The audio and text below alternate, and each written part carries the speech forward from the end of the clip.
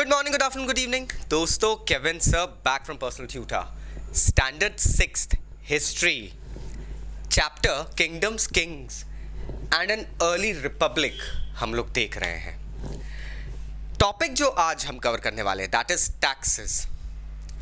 अब हमने previous videos में ये पढ़ा है कि किस तरीके से जो महाजनपद के राजा होते थे उन राजाओं को अपने विसिनिटी, अपने किंगडम, इनकी रक्षा करने के लिए बड़े बड़े फोर्ट्स बनाने पड़ते थे और काफ़ी लार्ज सेशन में आर्मी बिल्डअप करना रहता था।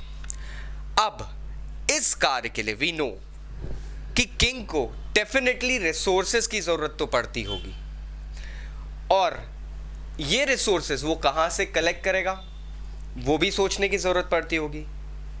साथ ही साथ इन रिसोर्सेज को कलेक्ट करने के लिए कुछ ऑफिशियल्स भी अपॉइंट करने होते थे।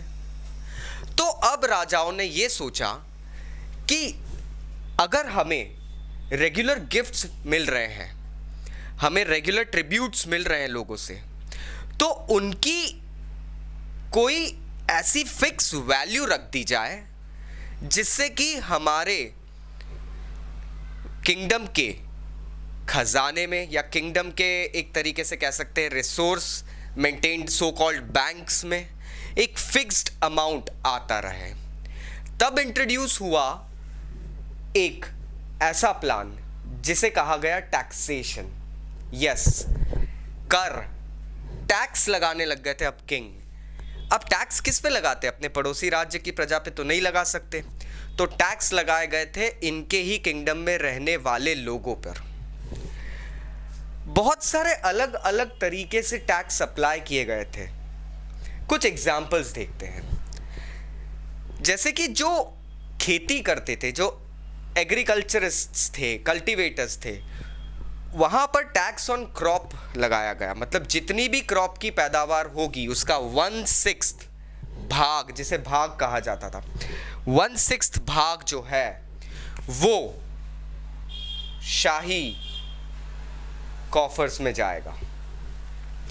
नेक्स्ट, जो क्राफ्ट्स पर्सन किंगडम में रहते थे, जो क्राफ्ट्समैन रहते थे, जो भी क्राफ्ट बनाते थे, उनके ऊपर टैक्स इस तरीके से लगाया गया that either not money but उन लोगों को राजा के लिए महीने में 1 दिन या वीक में 1 दिन काम करना रहेगा।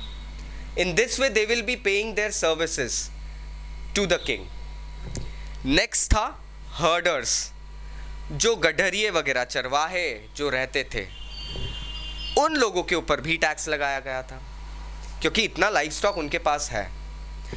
अब उनसे इस तरीके से टैक्स वसूला जाता था कि उनके पास जो लाइफ स्टॉक होता था, जो भी कैटल होता था, उनमें से कुछ fixed amount, fixed number of cattle या लाइफ स्टॉक पैलेस पहुंचाया जाएगा।